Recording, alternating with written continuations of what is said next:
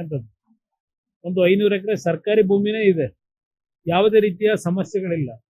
ಆ ಸರ್ಕಾರಿ ಭೂಮಿನಲ್ಲಿ ಯಾರಾದರೂ ಯಾವುದೇ ರೀತಿಯ ದಾಖಲೆಗಳಿಲ್ಲದೆ ಏನಾದರೂ ಸಣ್ಣ ಪುಟ್ಟ ಕೃಷಿ ಕೆಲಸ ಮಾಡ್ತಾ ಇದ್ರೆ ಅವ್ರಿಗೂ ಸಹ ಸರ್ಕಾರದಲ್ಲಿ ಈಗ ಒಂದು ಎಕ್ಸ್ಗ್ರೇಷಿಯಾ ಕೊಡ್ತಕ್ಕಂಥದ್ದು ಒಂದು ತೀರ್ಮಾನ ಏನ್ ಮಾಡ್ಕೊಂಡಿದ್ದಾರೆ.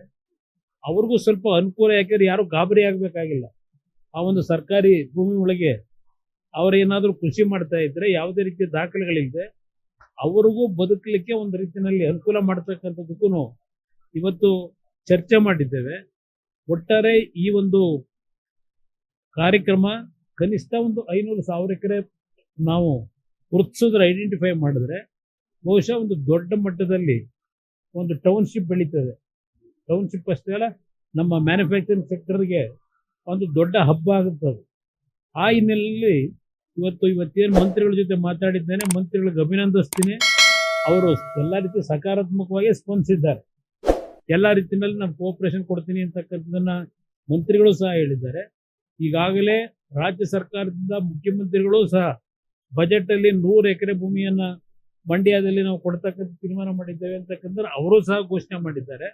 ಅದರಿಂದ ಇದನ್ನ ಸರಿಯಾದ ರೀತಿ ಸದುಪಯೋಗ ಪಡಿಸ್ಕೊಂಡ್ರೆ ರಾಜ್ಯಕ್ಕೆ ಒಂದು ಉತ್ತಮವಾದಂತ ಒಂದು ಇಂಡಸ್ಟ್ರಿಯಲ್ ಕ್ಲಸ್ಟರ್ ತರಲಿಕ್ಕೆ ಸಾಧ್ಯ.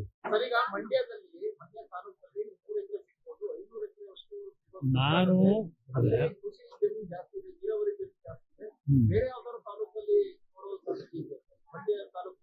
ಈಗ ನನಗೆ ಬರೋದು ಮಂಡ್ಯ ಅಂದ್ರೆ, ಮಂಡ್ಯ ಜಿಲ್ಲೆನಲ್ಲಿ ಬರೀ ಮಂಡ್ಯ ಸಿಟಿ ಒಂದಿಲ್ಲ, ಮಂಡ್ಯ ಒಂದೇ ಒಂದು ವಿಧಾನಸಭಾ ಕ್ಷೇತ್ರ ಅಲ್ಲ, 7 ವಿಧಾನಸಭಾ ಕ್ಷೇತ್ರಗಳಿವೆ.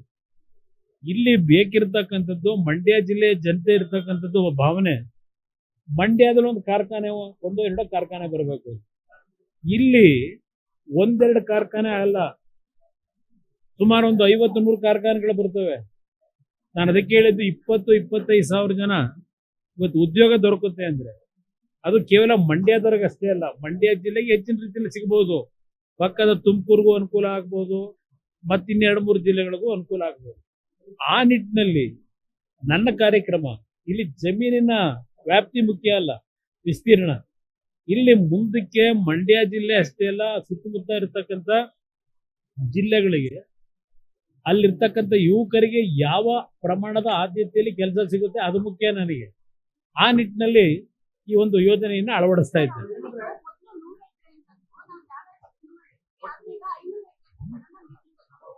ಒಂದು ನಿಮಿಷ, ನಾನು ಏನು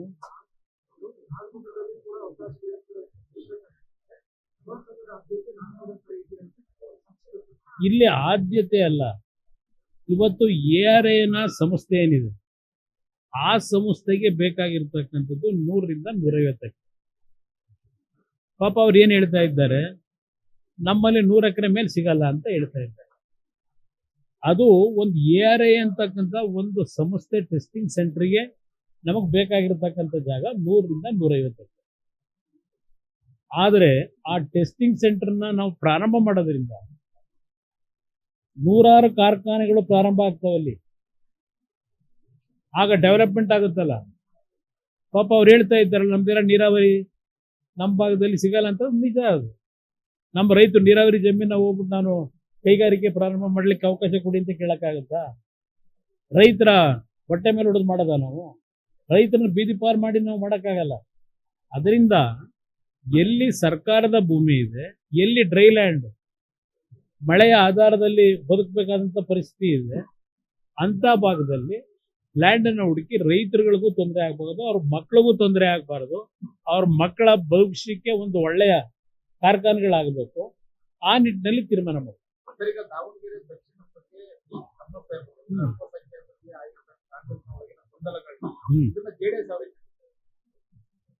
ಇದು ಅವ್ರ ಪಕ್ಷದಲ್ಲಿ ನಡೀತಿರ್ತಕ್ಕಂಥ ಬೆಳವಣಿಗೆ. ಬಹುಶಃ ಈ ಘಟನೆಯಿಂದ ಒಂದು ಸಮಾಜ, ಇವತ್ತಲ್ಲಿ ನಡೀತಾ ಇರ್ತಕ್ಕಂಥ ಒಂದು ಸಮಾಜದ ಮೇಲೆ ನಡೀತಾ ಇರ್ತಕ್ಕಂಥ ಒಂದು ಗುಮಾನಿ ಅನುಮಾನಗಳು ಆ ಸಮಾಜದಲ್ಲಿ ಇರ್ತಕ್ಕಂಥ ಕೆಲವು ನಾಯಕರ ಮೇಲೆ ಈ ಗುಮಾನಿಯ ರಾಜಕಾರಣದಲ್ಲಿ ಇವತ್ತು ಕಾಂಗ್ರೆಸ್ ಅಲ್ಲಿ ನಡೀತಿರ್ತಕ್ಕಂಥ ವಾತಾವರಣ ಏನಿದೆ, ಬಹುಶಃ ಮುಂದಿನ ದಿನಗಳಲ್ಲಿ ಆ ವರ್ಗದ ಜನ ನಮ್ಮ ಜೊತೆನಲ್ಲೂ ಮೊದಲಿಂದಲೂ ನಮಗೆ ಹಲವಾರು ಕ್ಷೇತ್ರಗಳಲ್ಲಿ ಗೆಲ್ತಕ್ಕಂಥ ಸಹಕಾರ ಏನು ಬರ್ತಾ ಇತ್ತು, ಇವತ್ತು ಅವರಿಗೆ ಮನವರಿಕೆ ಆಗ್ತಕ್ಕಂಥದ್ದು ಈ ಬೆಳವಣಿಗೆಯಿಂದ ಆಗಬಹುದು ಅಂತಕ್ಕಂಥ ರಾಜಕೀಯದ ಒಂದು ಅನಾಲಿಸಿಸ್. ಇಲ್ಲ, ನನಗೆ ಯಾರ ಹತ್ರನೂ ನಾನು ಚರ್ಚೆ ಮಾಡಿಲ್ಲ, ಇದ್ರ ಬಗ್ಗೆ ಯಾರೂ ಚರ್ಚೆ ಮಾಡಿಲ್ಲ. ನಾನು 25 ವರ್ಷ ಆಯ್ತು. ನಾನು 1994 ನಾನು ಸ್ವಲ್ಪ ನೇರವಾಗಿ ರಾಜಕಾರಣಕ್ಕೆ ಬಂದನು. ಅಲ್ಲಿಂದ ಇಲ್ಲಿವರೆಗೆ ಹೆಚ್ಚು ಕಡಿಮೆ 27-30 ವರ್ಷ ಆದಂಥ ರಾಜಕೀಯದ ಅನುಭವಗಳು. ನಮ್ಮ ಪಕ್ಷದಲ್ಲಿ ಇದ್ದಂಥ ಬಹಳ ಜನ ಬೆಳೆದವರು ಏನೇನು ತೀರ್ಮಾನಗಳು ಮಾಡ್ಕೊಂಡು ಹೋಗಿದ್ರು, ಅವರವರ ಭಾವನೆಗಳು ಏನೇನಿದೆ ಅದೆಲ್ಲ ನಾನೇನು ಅರ್ಥ ಮಾಡ್ಕೊಂಡಿದ್ದೇನೆ. ಆ ಹಿನ್ನೆಲೆಯಲ್ಲಿ ನಿಮಗೆ ವಿಶ್ಲೇಷಣೆ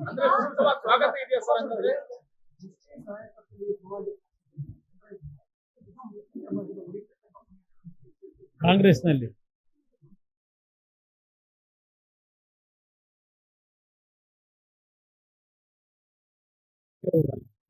ಚರ್ಚೆ ಮಾಡಲ್ಲ. ಆ ಒಂದು ಕೆಟಗರಿಗೆ ಸೇರಿರ್ತಕ್ಕಂಥ ಜನಸಮೂಹ ಏನಿದೆ, ಆ ಜನಸಮೂಹ ಏನ್ ತೀರ್ಮಾನಗಳನ್ನು ತೆಗೆದುಕೋಬಹುದು ಅನ್ನೋದನ್ನ ಹೇಳ್ತಾ ಇದ್ದೀನಿ. ನಾನು ಯಾವುದೇ ಕಾಂಗ್ರೆಸ್ ನಾಯಕರ ಸಂಪರ್ಕದಲ್ಲಿ ಇಲ್ಲ. ನಮ್ಮ ಜೊತೆಯಲ್ಲಿ ಇದ್ದು ಬಿಟ್ಟೋದಂತ ಅಲ್ಪಸಂಖ್ಯಾತರಿರ್ಬೋದು, ಮೇಲ್ವರ್ಗದವ್ರು ಇರ್ಬೋದು, ಯಾವುದೇ ಸಮಾಜದವರು ಕಾಂಗ್ರೆಸ್ನಲ್ಲಿ ಇರ್ತಕ್ಕಂಥ ನನ್ನ ರಾಜಕೀಯದ ಕಾಂಟ್ಯಾಕ್ಟ್ ನಲ್ಲಿ ಇಲ್ಲ.